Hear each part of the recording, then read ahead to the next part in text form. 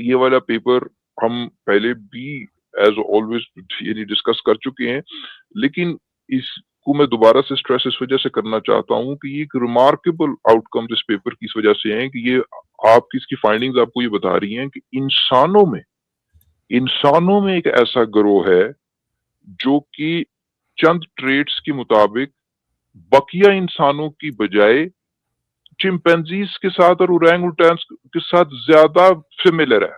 इंसानों का ही एक ग्रोह according to certain traits, according to certain matrix, अभी हम आपके सामने वो बात दोबारा से करेंगे।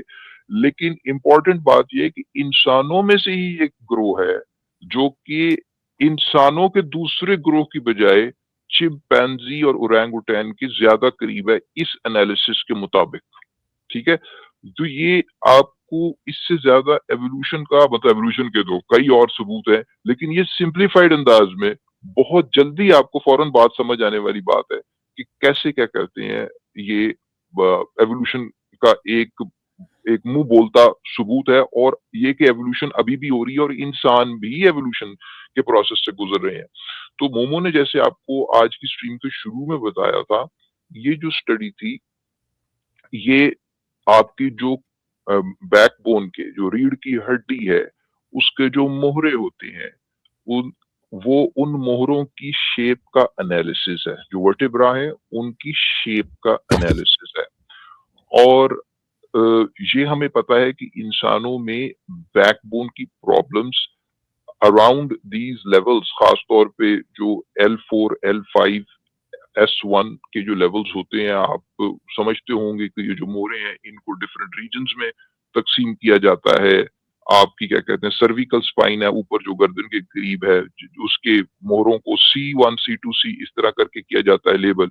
फिर थोरैसिक पार्ट शुरू होता है, उनको T1, T2 करके क्या कहते हैं लेबल किया जाता है। फिर लंबार जो लोअर बैक है, लंबार पार्ट, वो उसके मोहरों को L1, L2, L3, L4, L5 करके लेबल किया जाता है।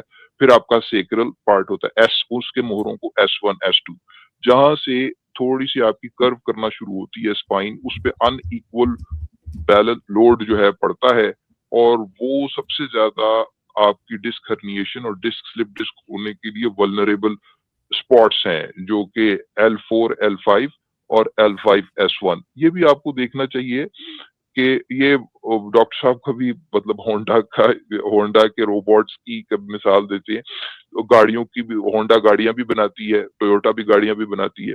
यानी अगर एक गाड़ी में कोई प्रॉब्लम क्या कहते हैं आ रही हो, तो आइसोलेटेड कोई प्रॉब्लम आए तो आप कहें शायद ड्राइवर के गलत इस्तेमाल की वजह से कुछ गाड़ी में ये प्रॉब्लम आई है। लेकिन जब बहुत सारी गाड़ियों में एग्ज़ैक्टली वही प्रॉब्लम होती है, वो क्या प्रॉब्लम होती है? उसको हम फैक्ट्री फॉल्ट कहते हैं और उस सूरत में रिकॉल होता है, ठीक है? तो ये जो L4, L5 लेवल्स है ना, L5, S1, ये बहुत सारी इंसानों में इसी लेवल पर मसले होते हैं और वजह बड़ी सीधी-सी है कि इस जगह पर अगर आप देखेंगे कि लोड जो है वो उसकी काफ़ी इम्बैलेंस किस्म का फोर्सेस और स्ट्रेसेस डेवलप होते हैं, जिसकी वजह से जो डिस्क है उसके डैमेज होने के चांसेस बहुत ज़्यादा होते हैं और वो थोड़ी-सी डैमेज होकर तो उसके अंदर जो एक मटीरियल जेल टाइप मटीरियल होता है, उसकी कवरिंग, उसका एन्युलस जो है वो टियर अपार्ट हो जाता है और उसकी जो अंदर जेली टाइप मटीरियल है वो ooze आउट कर देता है, उसको हम स्लिप डिस्क कह देते हैं। तो ये इस चीज़ का एनालिसिस है कि आखिर देखा जाए कि जो मोहरे हैं, उनकी शेप में कोई डिफरेंस है कि ये चूँकि जो एंड्स जो अगर आप देखें कि जो रिलेटिवली हिस्ट्री में पीछे जानवर थे, वो चूँकि 4 पैरों पर भी चलते थे, तो कुछ थोड़ी देर के लिए क्या कहते हैं 2 पैरों पे चल सकते थे। तो इंसान चूँकि जिसको कहते हैं ऑब्लिगेट बाइपेडल है, यानी उसने चलना ही चलना 2 पाँवों पर है। तो उस सूरत में ज़्यादा एक्सपोज़्ड हैं वो वल्नरेबल एरिया स्पाइन के टुवर्ड्स दीज़ प्रॉब्लम्स। तो चेक करें कि एवोल्यूशनरीली लिंक करने की कोशिश कर रहे हैं इनकी शेप को कि ये शेप्स इनकी किन स्पीशीज़ की इस एक्सटेंट जो इस वक़्त जो मौजूदा जो स्पीशीज़ हैं, जिनके साथ इंसान कभी कॉमन एंसेस्टर शेयर करता है पास्ट में, उनके साथ क्या कोई सिमिलैरिटी निकाल सकती हैं इसकी वर्टेब्रा की शेप की, मोहरों की शेप? तो ये उसका शेप एनालिसिस है। ये रिमार्केबल आपके सामने फाइंडिंग है। जो राइट साइड पे जो प्लॉट है, ये समझें कि शेप को उन्होंने एक टू डायमेंशनल उस रिप्रेजेंटेशन है। अगर आप वाकई स्टेटिस्टिकल मेथड्स जानते हैं तो ये प्रिंसिपल कंपोनेंट एनालिसिस एक बड़ा वेल एस्टेब्लिश्ड स्टेटिस्टिकल एनालिसिस का टूल है, जिसमें अगर आपके पास हायर डायमेंशनल डेटा हो तो उसको आप थोड़ी डायमेंशंस में रिप्रेजेंट करके एनालिसिस कर सकते हैं। तो ये उसकी 2 डायमेंशंस हैं, प्रिंसिपल कंपोनेंट 1 पीसी1 और पीसी2। इस पर उन्होंने उस पॉपुलेशन को प्लॉट करने की कोशिश की है। एक पॉइंट इस पर किसी एक इंडिविजुअल को रिप्रेजेंट करता है। जैसा कि जो येलो डॉट्स हैं इसमें, जो छोटे येलो डॉट्स हैं वो हेल्दी ह्यूमंस को रिप्रेजेंट कर रहे हैं। जो आपके रेड डॉट्स हैं वो उनको जिनमें ये स्मॉल्स नोड्स जो कि आपको लाइकली बनाते हैं उन प्रॉब्लम्स के लिए स्पाइन की, जिनकी शेप में ये दूसरी टाइप मौजूद है। रेड डॉट्स वो हैं। फिर जो ग्रीन ट्रायंगल्स अगर आपको नजर आ रही हैं वो चिंपैंजीज हैं। और फिर ये जो छोटे, I do not know this is hexagon और समथिंग एल्स लाइक सर्कल्स हैं। ओरेंगुटन, डार्क ब्लू। अच्छा, ओरेंगुटैन का है, हेक्सागॉन्स हैं। हाँ, हेक्सागन सा टाइप लग रहा है। डार्क ब्लू और ओरेंगुटैन्स हैं। तो आप ये देखें कि जो क्लस्टर हुए हैं ये पॉइंट्स, जो ह्यूमंस की जो रेड डॉट्स हैं जिनके अंदर ये डिफरेंट शेप है इसकी, वो ज्यादातर उनके नियरेस्ट नेबर्स की जो डेंसिटी है, इक्का दुक्का है ये येलो डॉट्स भी। एक तो yellow dots by and large इस पॉपुलेशन डेंसिटी से आप देखेंगे दूर भी पाए जाते हैं, बाहर भी पाए जाते हैं। लेकिन जो रेड डॉट्स हैं उनके नियरेस्ट नेबर जो ज्यादा जो उनकी जो डेंसिटी नजर आ रही है वो आपको चिंपैंजी की नजर आ रही, ठीक है जी। और फिर उस तरफ आपके दूसरे ओरेंगुटैन्स भी हैं। तो ये एक रिमार्केबल फाइंडिंग है कि इंसानों में एक ग्रोह ऐसा है कि जिसकी मोहरों की जो शक्ल है, जो शेप है, वो बाकिया इंसानों की बनिस्बत चिंपैंजी से ज्यादा मिलती है। अब इस पर गौर फिक्र की दावत ही दे सकते हैं हम, ठीक है, इससे ज्यादा। अच्छा, अब आपको यानी ये किसी जमाने में कहलाता था दी एंसेस्ट्रल शेप हाइपोथेसिस। अभी भी यही कहलाता है, लेकिन ये जो फाइंडिंग्स हैं ये इस हाइपोथेसिस को ऑलमोस्ट कंफर्म ही करती हैं। अब जाहिर बात है कि टाइम लगता है किसी चीज को हाइपोथेसिस के लेवल से आप हटाकर तो नेक्स्ट लेवल पर फाइज करें, मगर बहरहाल अच्छा खासा एविडेंस मौजूद है कि अब इस चीज को हाइपोथेसिस की बजाय एक प्रॉपर थियरी का स्टेटस दिया जा सकता है, एलिवेटेड स्टेटस उसका हो सकता है। लेकिन बहरहाल अभी लिटरेचर में this is still perhaps referred to as the ancestral shape hypothesis।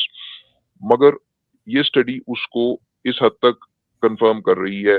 Again bottom line is कि इंसानों में एक ऐसा ग्रोह है जिसकी मोहरों की शक्ल इंसानों की बजाय चिंपैंजियों से ज्यादा मिलती है।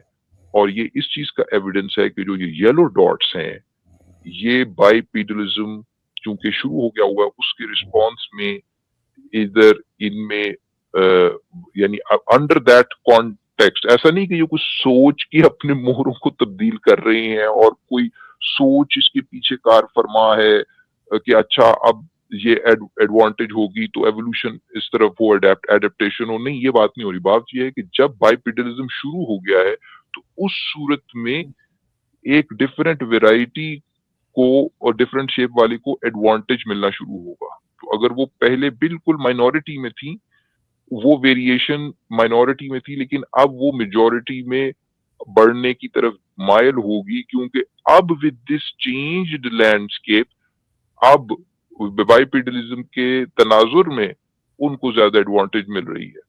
लोग माइक्रो एवोल्यूशन और मैक्रो एवोल्यूशन की बात करते हैं, अल्टीमेटली प्रिंसिपल एग्जैक्टली वही है जो एंटीबायोटिक रेजिस्टेंस का है।